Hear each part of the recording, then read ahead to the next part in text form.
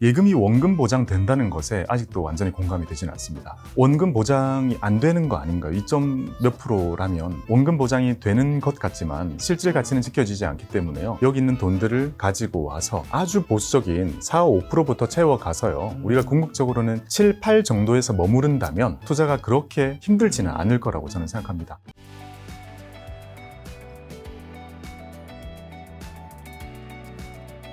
자, 그러면 작가님은 이제 부동산을 제외한 이런 금융자산이라고 했을 때 요거 자산 포트폴리오 좀 어떤 식으로 좀 구성되어 있는지, 제가 알기로 연금 부자 수업 신간책 종합 베스트셀러 된 그 책에도 또 다 공개되어 있다고 하셔서. 지금 포트의 제일 큰 거는요. 국내 주식이 30%입니다. 네. 그리고 해외 주식이 25%고요. 리츠와 배당이 15%고요. 금을 담고 있습니다. 코인 쪽은 아닌 거고. 네, 코인은 전혀 안 하고 있습니다. 아, 코인 아예 안 하시고. 그럼 하나 진짜 궁금해서 여쭤보면 코인은 왜 아예 안 하세요? 또 연금 투자를 기반하시니까 뭔가 안정성을 중요시 여기시는. 코인에 관심을 많이 가져봤는데요.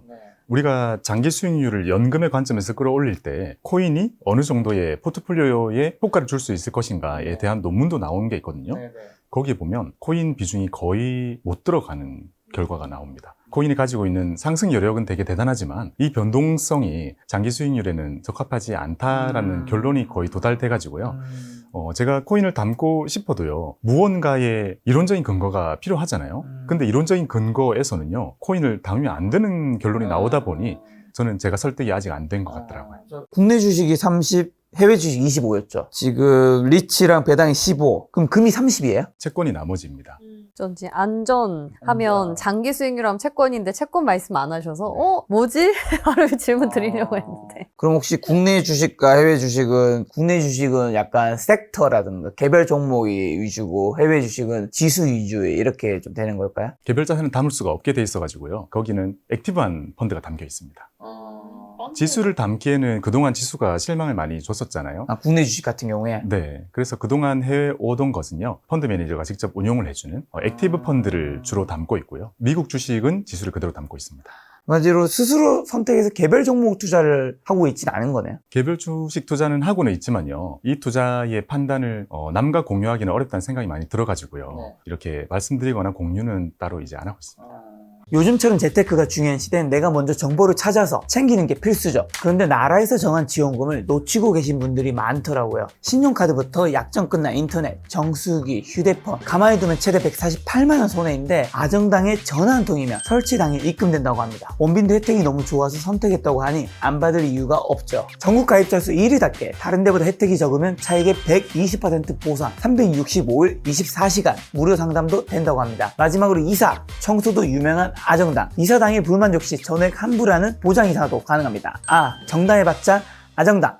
근데 그런 얘기 있잖아요. 그 워렌 버핏도 실제로 내기도 많이 하고 했었는데 액티브 ETF랑 패시브 ETF 같은 거, 수많은 이제 자산운용사가 액티브 ETF 수익을 내려고 했지만 사실은 지수보다 수익 내는 자산운용사는 뭐 거의 없다라는 게 실제로 나와 있는 통계잖아요. 근데 한국에서는 어쨌든 지수보단 그래도 액티브가 믿을만 해서 그 결과가 그대로 미국에서 구현이 됐기 때문에 저는 미국은 지수를 사고요. 한국은 그 반대 결과를 계속 보여줬었기 때문에요. 한국은 액티브 펀드를 사왔습니다. 국장이 잘 되기를 정말 바라는 사람으로서요. 국장도 드디어 지수를 살 수 있는 시대가 오고 있는 것 같아서 너무 설레고요. 저도 언젠가는 국장도 그냥 지수 사면 됩니다라는 얘기를 할 수 있는 날이 빨리 왔으면 좋겠습니다.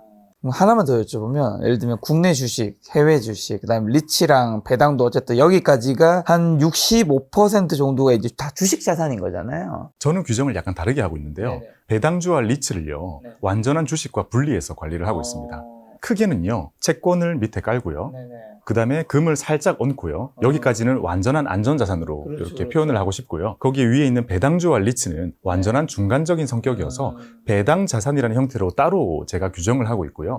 거기 맨 위에는 국내 주식과 해외 주식은 말 그대로 투자 자산으로 구분을 해가지고 배당받을 생각 말고 적극적인 이제 수익을 내는 걸로 이렇게 크게 이제 세 개로 나눠서 관리를 하고 있습니다. 그럼 제가 드리려고 했던 질문이, 이제 처음에 작가님 얘기가 되게 공감이 갔던 게, 계좌를 많이 열어본 사람들이 계좌가 계좌가 다 파란색이고 계좌 번호를 까먹을 정도의 사람들이 안 열어본 사람들은 나중에 보면 다 빨간색 플러스 손자 이런 분들의 계좌는 더 플러스였다는 얘기 많이 해주셨는데 그게 결국 무관심이 오히려 계좌를 플러스로 만들 수도 있어요. 왜냐면 관심을 가지고 보다 보면 계속 뭘 사거나 팔고 사고 팔고 하다 보니까 어떻게 보면 증권사만 좋은 일을 스스로 장사를 같은 하게 만드는 일을 스스로 하게 된 경우들이 있는데 이게 어쨌든 나눠져 있다라는 거는 그만큼 관심을 가져야 되잖아요. 사실 예를 들면 작가님 같은 경우 워낙 많은 걸 알고 있기 때문에 관심을 덜 줘도 충분히 다 인지가 되지만 일반 사람들은 사실 제 주변만 해도 예를 들면 채권을 샀다? 없거든요. 일반 사람 중에 사실 채권 산 사람은 주식 투자 콘텐츠 많이 만들면 채권 이야기 잘 안 하는 게 제 주변에서 한 사람이 아무도 없어요. 진짜 금도 ETF까지 가지고 있는 자기 그냥 뭐 사놓은 뭐 있으면 그런 것들 정도의 금은 몰라도 그 외엔 다 그냥 한국과 미국 거의 그게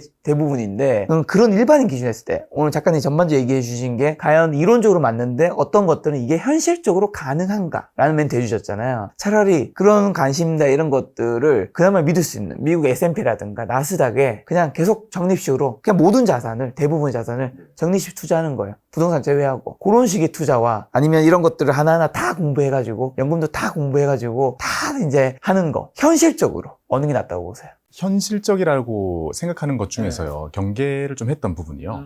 제가 현업에서 일할 때는 미국이 정말 약했거든요. 맞아. 그리고 약했을 때 그 기간이 상당히 길었어요.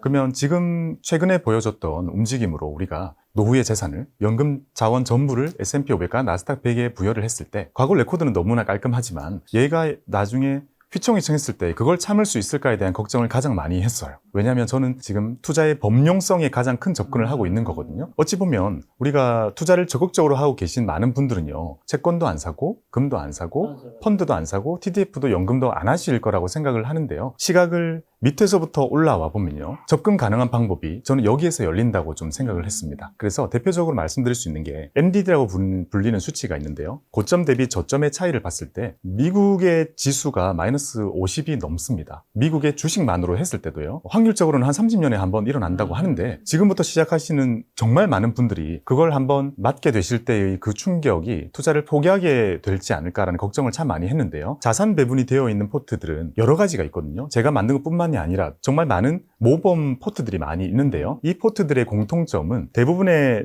연도에서 수익률이 낮긴 하지만요, MDD가 마이너스 20을 넘은 적이 없습니다. 저는 많은 분들이 앞으로도 공부를 많이 해서 할 거라고 생각 안 하거든요. 해놓고 무관심 속에 키워가시는 분들이 많을 텐데 이분들이 마이너스 50 이상을 맞는 것과 그런 일이 벌어졌을 때 마이너스 10몇 정도로 방어하는 것에 그 차이를 두고 싶다는 생각이 들어가지고요. 어찌 보면 투자를 적극적으로 하시는 위에 많은 분들은 저의 컨텐츠의 대상이 아닌 것 같다는 생각이 들고요. 저는 오히려 투자 그래도 못하겠어 라고 생각하시는 많은 분들을 하고 싶다는 생각을 가장 많이 이제 한 거죠. 그리고 또 하나는요, ETF를 여러 가지로 골라서 담게 되잖아요. 그러면 채권도 담고 금도 담고 달러도 담고 막 담게 되는데 이거 하나하나를 우리가 공부하려고 하면 너무 어려운 게 사실인데요. 저는 여기서 말씀드리고 싶은 게 우리가 자동차를 탈 때도 엔진의 구조와 미션의 구조를 이해를 하고 타지는 않고 면허를 먼저 따잖아요. 이거 하나하나를 이해하기는 어렵지만요, ETF로 이렇게 만드는 거는 너무 쉬운 일이거든요, 지금요. 그러면 그 정도를 시작해 보는 게 저는 더 의미 있다라고 생각을 많이 해봅니다. 면허 먼저 따보듯이 우리가 연금 계좌에서 뭐 할지 모르겠다라고 현금으로 두시는 분들이 너무 많기 때문에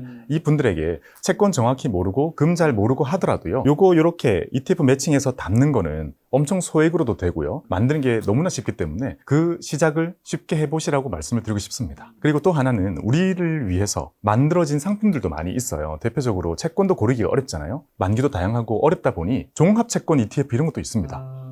그런 거는 아직 공부가 덜 된 사람들이 조금 더 편하게 살 수 있는 채권도 만들어준 거고, 금은 어차피 하나인 거고요. 그리고 국내 투자, 미국 투자도 마찬가지로 지수를 산다는 것은 가장 접근성이 용이하잖아요. 이렇게 포트를 짜서 가지고 가신다면 저는 자산 배분에 대한 힘을 느껴볼 거라고 생각을 하고요. 그분들이 쭉 했을 때도 정말 이상한 일들이 생겨도 투자를 쭉 지속하지 않을까라는 기대를 하고 있습니다. 어떻게 보면 미국 주식이 최근 한 10년 동안 우상향했다는 그 최근 데이터에 우리가 함정에 잘하면 빠질 수도 있기 때문에 언제나 오르는 건 아닌데, 우리가 기대 수익률을 쭉 이렇게 펼쳐놓고 보면요, 2% 정도의 국채 같은 게 있고요. 2% 중반에 지금 예금이 있을 거고요. 3% 정도 가면 우량한 회사채가 있을 거고요. 4% 정도 가면 이제 미국 채권이 있을 거고요. 5% 정도 오면 국내 배당주 같은 것들이 들어가게 되고요. 6, 7 정도 가게 되면 자산 배분이 커버하는 영역이 되게 되고요. 8, 9 정도는 커버드 콜이 들어간 그런 배당 포트로 만드는 기대 수익률이 만들어지고 있고 10을 넘어가면 자산 배분의 영역을 벗어나는 시장이거든요. 10을 넘어가면 주식의 영역으로 가게 되는 거고 처음에는 S&P 500이 그 10에서 13 정도를 이제 채워주게 되는 거고 거기서 뒤에는 나스닥이 채워주게 되는 거죠. 그 뒤에는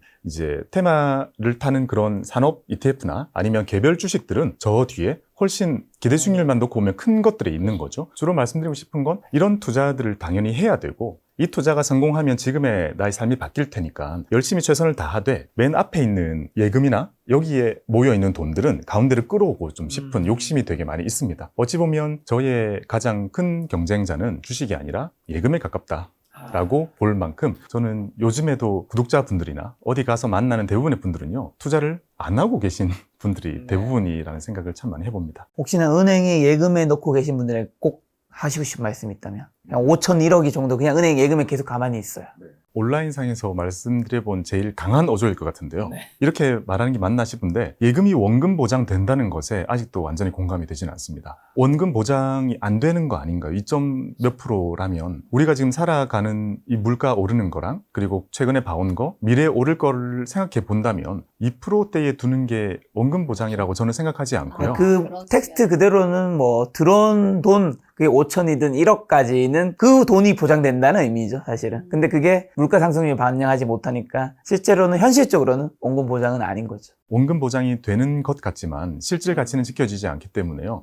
여기 있는 돈들을 가지고 와서 아주 보수적인 4, 5%부터 채워가서요. 우리가 궁극적으로는 7, 8 정도에서 머무른다면 투자가 그렇게 어렵지는 힘들지는 않을 거라고 저는 생각합니다. 전 너무 공감 가는 게 제가 예전에 2020년에 자산을 한번 정리한 적이 있거든요. 제가 얼마를 가지고 있는지. 2020년이면 제가 유튜브 시작한 지 3년 차. 유튜브 한창 잘 될 때였는데 그때 할 때 얼마의 금액이 있었어요. 그리고 최근에 한번 또 정리를 해본 적이 있는데 몇 배가 상승이 됐는데 그러면 이제 너는 유튜브로 돈 많이 벌었으니까 그렇게 돈이 뭐 늘었다 이렇게 얘기할 수 있는데 그것도 일부분 당연히 사실이긴 한데 투자로 늘어난 자산이 생각보다 많더라. 만약에 안 했다면 그 돈 그대로 그냥 예금에만 놔뒀다면 아마 늘어난 자산 증액이 훨씬 더 줄었다는 생각을 하면서 물론 잃었을 수도 있겠죠. 당연히 투자라는 거는 늘 플러스가 있는 건 아니니까. 근데 어쨌든 잃는 게 마이너스가 걱정돼서 그렇다고 예금에만 놔둘 수는 없다. 완전히 공감합니다. 저도 예금 통장에는 가끔 돈 300만 원도 없을 때가 있습니다. 그냥 들어오기만 하면 비트코인을 사든 그냥 뭐 주식을 사든 어쨌든 마이너스 나더라도 그냥 여기 있으면 그냥 예금에 있으면 이미 마이너스인 거잖아. 네, 저는 그렇게 생각합니다. 저는 예적금 비중이 제일 큰데.